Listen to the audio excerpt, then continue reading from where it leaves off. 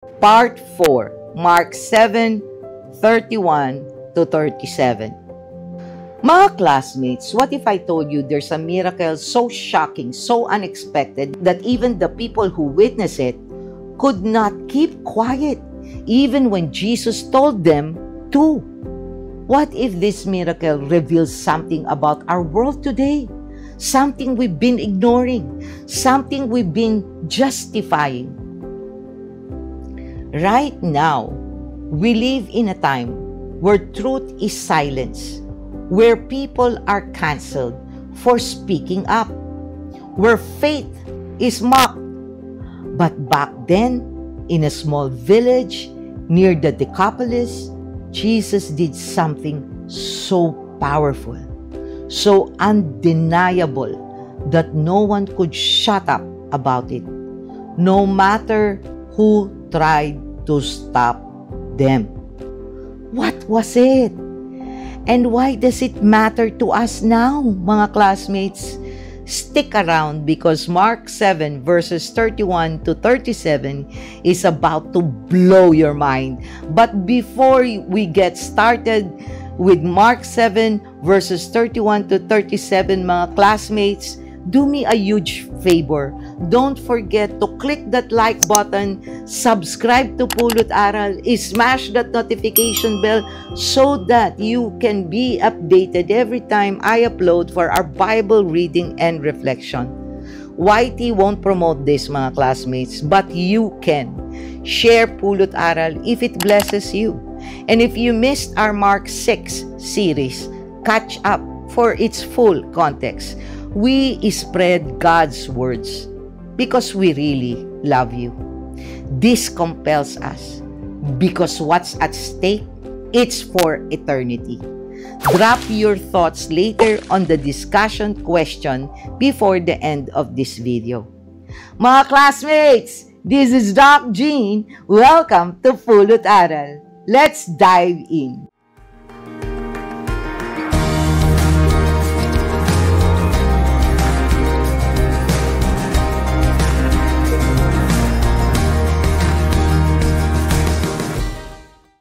Before we start, mga classmates, with our eye-opening discussion about Mark 7, let's pray and have the Holy Spirit bless us with concentration, discernment, and desire to finish all the series of Mark 7 all the way.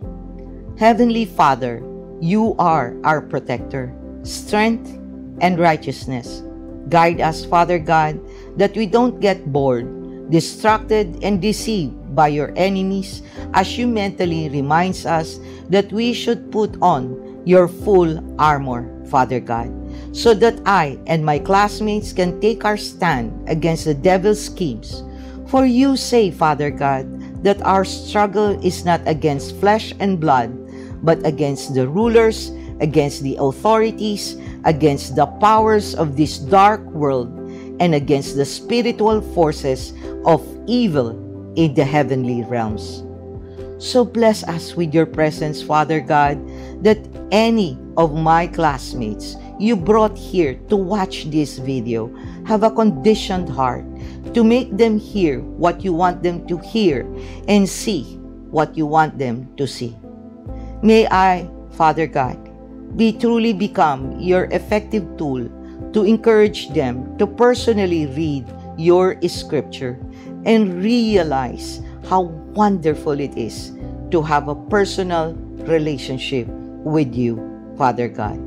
Let not our own biases, culture, religion, and politics be used by Satan to create dissension due to the Bible discussion on this video. Let us just speak your truth and not ours. Let them be moved, Father God, to help this channel grow so we can spread and build a Bible reading community who speaks your words. Increase our desire, discern well, obediently do, and delight more to live a life according to your will. This we ask through Christ our Lord. Amen. Before we start the general overview, context, and discussion, mga classmates, let's first read Mark 7 verses 31 to 37 for the last part of Mark 7. I will be reading from the ESV version. Jesus heals a deaf man. Then he returned from the region of Tyre and went through Sidon to the Sea of Galilee in the region of the Decapolis. And they brought to him a man who was deaf and had a speech impediment, and they begged him to lay his hand on him. And taking him aside from the crowd privately, he put his fingers into his ears, and after spitting, touched his tongue. And looking up to heaven, he sighed and said to him, Ephphatha, that is, be open. And his ears were opened, his tongue was released, and he spoke plainly. And Jesus charged them to tell no one. But the more he charged them, the more zealously they proclaimed it. And they were astonished beyond measure, saying, He has done all things well. He even makes deaf hear, and the mute speak. Mga classmates, let's now do the context of Mark 7 verses 31 to 37. Picture this, mga classmates. Jesus is in a Gentile territory, the Decapolis. This is a big deal because Jews and Gentiles don't mix. The Jews saw them as unclean, but Jesus, he goes there anyway. And in the middle of this cultural tension, a deaf man who can barely speak is brought to him. Now, here's the crazy part. Jesus doesn't just say, be healed. No! He takes the man aside, puts his fingers in his ears, spits. Yes, spits. Touches the man's tongue, look up to heaven and says, Ephphatha, which means, be open. And boom! The man's ears pop open, his tongue is loosed, and he starts speaking clearly. But here's the kicker. Jesus tells them not to tell anyone. But guess what? They could not help it. They were so amazed, they spread the news everywhere. Now, mga classmates, let's have a discussion. Ever been told to keep a secret but you just couldn't? Like when your friend tells you, wag mong sasabihin na may crush ako kay ano ha. But the following day, alam na ng buong barangay. That's what happened here in this passage, mga classmates. But the difference, this wasn't chismis. This is not gossip. This was a life-changing truth. Unfortunately, today, mga classmates, we have the opposite problem. People love to talk about scandals and gossip. Like the astronomer, a billion-dollar tech company CEO, Andy Byron, being caught on a kiss cam with his alleged mistress and HR head of his company, Christine Cabot, at the Coldplay concert. It became so viral to the point he resigned from his position in his own company, and the woman lost her job. It didn't only go viral on social media, but even on mainstream media as well, and globally. We are all vultures when it comes to these kinds of news. Yet we often stay silent when we should speak up, especially when it truly matters, like being a witness to a crime committed or standing up for someone when we see abuse or injustice. In the case of our faith, how many times have we stayed quiet when someone blasphemes God in a group chat, or when a co-worker mocks Christianity, and we just laugh along to fit in? We justify it as avoiding conflict, but deep down, we know we should have spoken up. or even as simple as spreading the great news of God and discipling people to know the gospel so they can be saved. In fact, as I often say in every intro, I hope those who come here and watch the videos will share these videos so we can create and expand the Bible reading movement, or at least use this to encourage someone to know about God or start the habit of reading the Bible. But I already left this miracle to God, because many justify keeping our faith hidden because baka ma-offend sila, or baka ma-cancel ako, or the people I know are not interested. It's been shut down even before it started. And just like here in YT and other social media platforms, topics about God are not really actively promoted by their algorithm unless the very people visiting you actively spread your channel. Then the algorithm doesn't have a choice. Can you believe we even actually had training in church about sharing the gospel, dare to share? Yet even with our assignment, with 8 of us in the group, only 2 of us actually did the assignment to share the gospel as a group. And the other one who joined me is not even part of our original group. Can you dig that, mga classmates?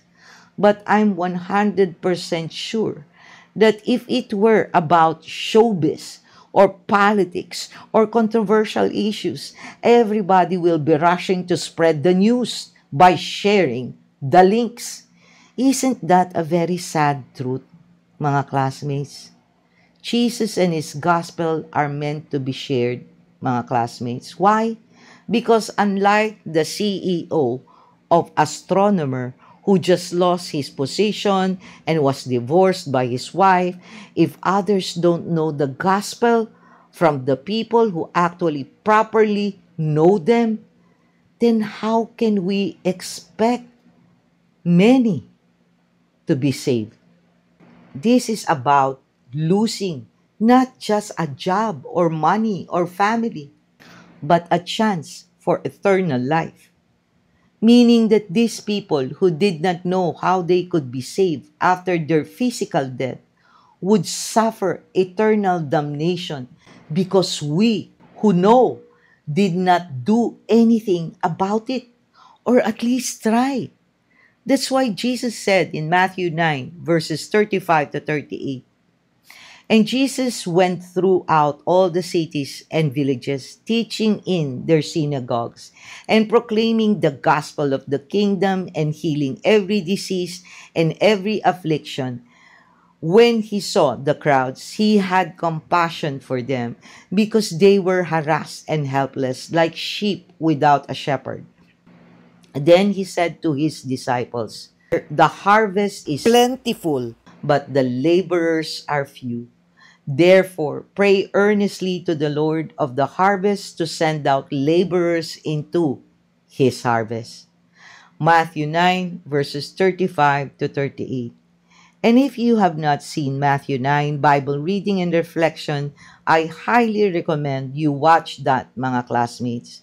Mga classmates, let's not be deaf and mute when it comes to spreading the Word of God. It doesn't even have to be just about this channel. Just tell them the great news on how to be saved. Mga classmates, just like the man here, healed by Jesus, he cannot contain himself in telling others about Jesus. Why? Because, mga classmates, when we are grateful, when we know that there's something that is great and beneficial to many, aren't we excited to share? How come most of us Christians don't? I sincerely believe that if you are indeed transformed by God, you will stop having a speech impediment and have the courage to spread the news about the Lord's gift of salvation even without the promptings of your church. Who cares if they shut you down? Then do what Jesus told his disciples on Mark 6, part 2. And if in any place will not receive you, and they will not listen to you when you leave, shake off the dust that is on your feet as a testimony against them. Mark 6, verse 11. If you have not watched Mark 6, part 2, Bible reading and reflection, then do backtrack and watch it. Here's your question, mga classmates.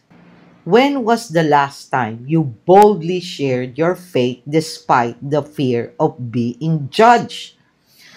By the way, if you want to get to know more about Jesus and His ways, then I hope you will be watching the entire of Mark 4 or go deep dive on the Gospel of Matthew if you have not seen any of them yet.